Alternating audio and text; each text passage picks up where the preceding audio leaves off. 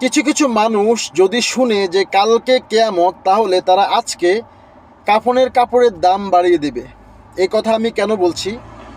আজকে একটা নিউজে দেখলাম যে ফেনীতে যেই মোমবাতিটা আগে 10 টাকায় বিক্রি হতো সেটা এখন 50 টাকা পর্যন্ত বিক্রি হচ্ছে।